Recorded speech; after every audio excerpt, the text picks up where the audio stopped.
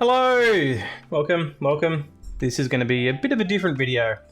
I'm going to be showcasing off some of the graded sealed video games I invested in 2025. Why I did it, and mainly making this video because once you've seen this has all been shipped off to the PSA vault. It's all sitting in there for storage. Obviously, lots of viral news about people getting robbed, stores getting broken into, stuff like that. I don't like to keep a lot of stuff at home, and with this sort of stuff, definitely not worth keeping at home. So don't rob me, none of it's at home. Bugger off. Anyway, graded video games. I have always been someone who has been into video games. I've always been a collector of games. Actually, 2020, during the COVID boom, at the very beginning of COVID, I actually sold off my entire video game to start this Pokemon flipping business kind of journey. I had the entire catalogue of Australian or PAL Nintendo 64 games with a lot of boxes, and I had every single variant of the sort of English of the PAL console. So every boxed Nintendo 64 game and every single variant of the fantastic the different fluoro Nintendo ones, the Donkey Kong one, the Pokemon one, the Pikachu ones, the Pokemon ones. I had a massive game library, so it's something that I've always been passionate about, and it's what I've collected my whole life. Now, I sold it all for good prices because it was obviously a lot more. I've been buying it since I was sort of 12, 13. And I was sad that it was all gone. Obviously, it went to good use. I've made a pretty successful business out of it all, but I've always wanted to get back into graded video games. And obviously, we had that huge 2021, 2 boom for video games where everything went into the millions, like the Mario 64, stuff like that. And I've been kind of just watching and waiting for it to cool off. Now, 2025, Pokemon took off again, cards rocketed, but the video game market didn't. The video game market actually kept falling all of 2025. And so I was able to sell off a pretty decent chunk of cards and stuff that had rocketed up, and I actually made the decision to invest it into games because they were actually at their all-time lows prior to, I guess, the COVID boom. Pokemon Red. This is probably the biggest game I have. We just saw a sale on Heritage of the third print 9.8 A++. It went for $125,000 US, which is wild. That was like four times the most recent comp prior to that. I think Heritage was like a 35,000 or 45,000 or something like that. So absolutely wild. And obviously it's someone buying it not realizing it's a third print. This Pokemon Red here is the first print. Now you can tell that by the Sandshrew on the back. You'll either have a Meowth fighting a Rattata, or you'll have Meowth fighting a Sandshrew. Meowth fighting a Sandshrew is the first print version. Second print is the white logo here with Rattata. Third print, which is the one that sold on Golden, was the black E fighting Rattata. So pretty crazy that the third print 9.6 sold for so much. I genuinely believe that the 9.6 A++ first print would be worth more than the third print 9.8. Kind of like comparing an unlimited Charizard PSA 10 to like a PSA 9 or a BGS 9.5 first edition Charizard. Now, I don't think this is worth that much yet. It is something that I think will be worth that much one day, which is kind of why I bought it. It's Pokemon Red. I have fond memories of this Red. I got it for Easter when I was probably like would have been 6, I think. Yeah, 98. I would have been 6. And I remember playing it, and I remember when my Game Boy batteries finally died, I was devastated because I thought the Game Boy batteries dying meant that I lost my save file. Obviously, that's not how it worked, but I've got great memories with Pokemon Red. It's the key. First print Pokemon Red is the key Pokemon game, in my opinion. It's awesome. I haven't recased this yet. This is actually going to PSA to get recased and then off to the vault. So it's already been sent off. So I've asked them to try and bump it to a 9.8, but otherwise it'll be a PSA sitting in my vault. So that's the first one. I'm not going to talk about them all that much, but up next is Pokemon Blue. Now, I don't care as much about Pokemon Blue. I just kind of wanted to complete the Pokemon games. I think they're important. I think that they're a good trio to have. Now, Pokemon Blue has a first variant. So this is the same thing. It's got the Sandshrew and it has got the white logo, which in the case of red would make it first print. But Pokemon Blue actually came with an error. So this says the Sandtree screen's got blue text. In here, it says Pokemon Blue. Now, on the very first print of this, they made an error and they called this Pokemon Red on the back of the box. It was you need to trade with Pokemon Red to catch up to 139 different Pokemon playing the Pokemon Blue version, and trading with a friend who has the red version. Now, on the first print of this, it actually says playing the red version. So that's why this is the blue text and the first print is red text. Now, that is really hard to find. I didn't go for it because I wanted 9.4, A++ or better, and getting, this one was only sort of $5.5 grand. Whereas if I wanted the actual first print of this, it would be probably 10 times that. It's ridiculously rare, ridiculously expensive, and I don't care about blue that much to really go that into the weeds with it. Up next is yellow. Now, this is Pokemon Yellow, probably the most common game of them. It was basically a reprint of Red and Blue that came out afterwards that had a lot of copies. So it's not as rare to find yellow. This is the first print yellow. It's only really told by the white E. There's no Rattata or Sandtree on the back. It's a bit different. This is cheap. This was cheaper. If you want to get first prints, this is the cheapest of the three. Now, it's Pikachu. It's the yellow version. He follows you around. Pretty cool. I just wanted it. It's cool. Also, look at that Gengar. Absolutely love it. I just wanted the trio. I think it's a really good investment piece for the trio. Now, I say investment. I'd have no idea when I'm going to sell these. I'm going to sit them in the vault for a while. I think eventually, I have asked PSA Vault. They said they are going to allow you to list them on the vault, but that's probably not coming till end of year or next year. Now, that's actually it for Game Boy games. I didn't go. The only other Game Boy game I do want is Donkey Kong Country and Mario Deluxe. They're not that as important. They're pretty cheap. It's not ones I'm really caring about. Now, in terms of my favorite console, it is easily the Nintendo 64. This is a Pokemon Snap 9.2 A+. Not the highest grade, not a super expensive game. I think this sort of condition will probably run you anywhere between $2 and $3 grand.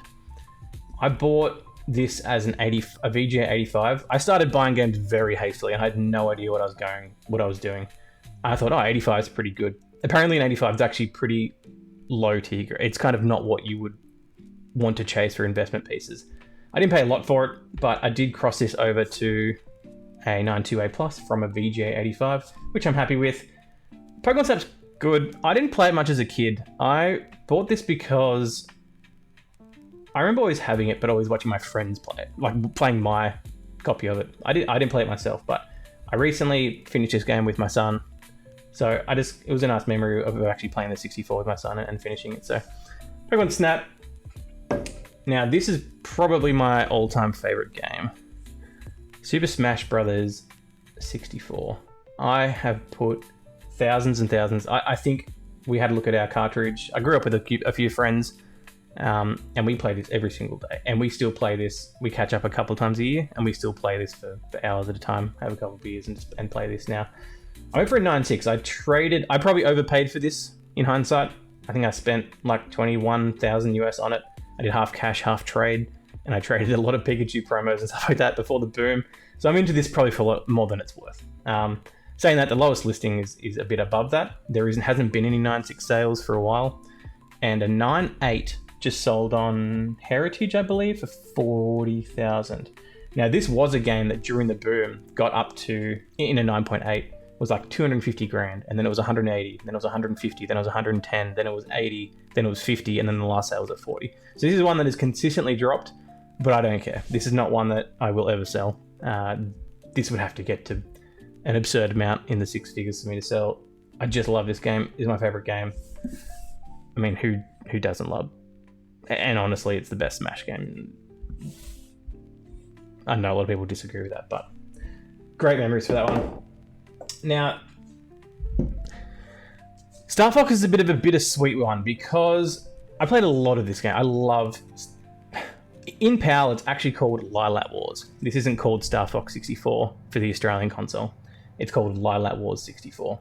So when I was searching for a sealed copy of Lilac Wars for a long time until I learned that it actually didn't come sealed. The PAL version titled Lilac Wars did not come sealed, and I wanted a sealed version. So I went after the NTSC version, which is Star Fox 64, which is sealed. Just another game that I sunk. I still play occasionally. I will go through and you can finish the whole campaign in an hour or two.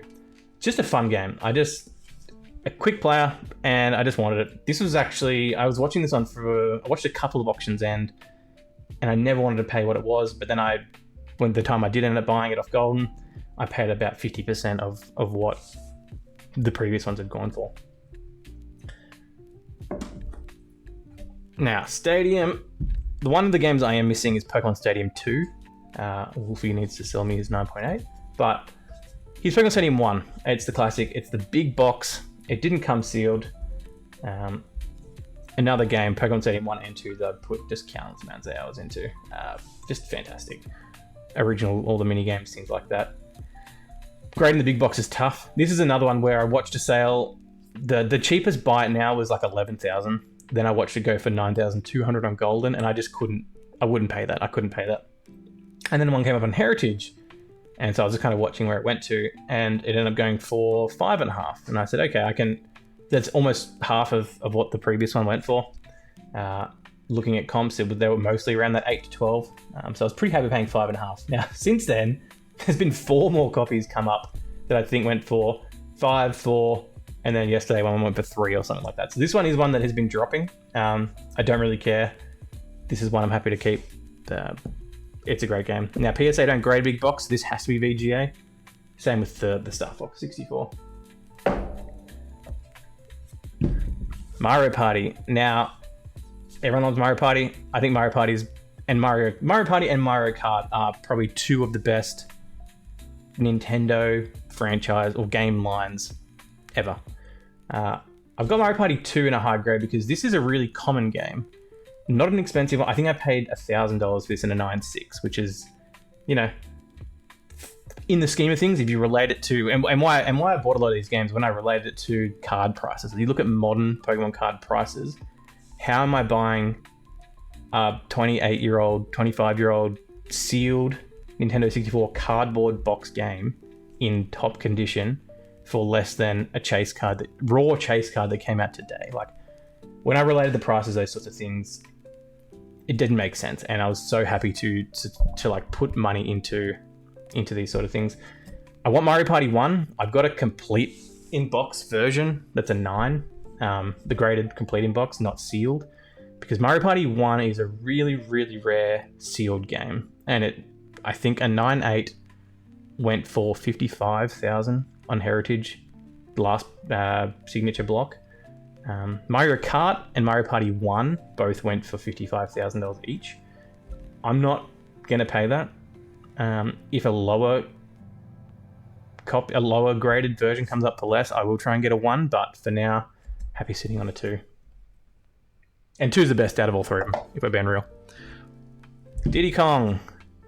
Another one that's not too expensive. I think it's gone up a touch, but I've seen a lot of these auctioned. I ended up winning this one for, it was like 1,700 or 1,200 or something like that. 9.6 A++, one off the perfect grade. Or the 9.8, I guess not perfect grade because you can get 10s now. But I really am aiming for sort of 9.4, 9.6, 9.8 for a lot of these games. I haven't got any 9.8s because I don't want to pay the premium. So 9.6 is great for me because it was more of a collector investor piece, I guess. So love Diddy Kong. I finished this game for the first time the night before my first son was born. I was just playing it and I was like, I'm going to finish this before he was born, and finish it, and literally like 4 hours later, here we go, here's a baby. So just a game that I've always loved, and now it's got a bit more meaning to me. Yoshi's Story. I think I like the idea of Yoshi's Story more than I like Yoshi's Story. I think I bought it because I like Yoshi as a character. It's a pretty terrible game, and it's a scary game. I remember being spooked by it as a kid. And I tried to play with my son, and he was also spooked. like when you die and they come and take you away to the tower and the sad music and plays.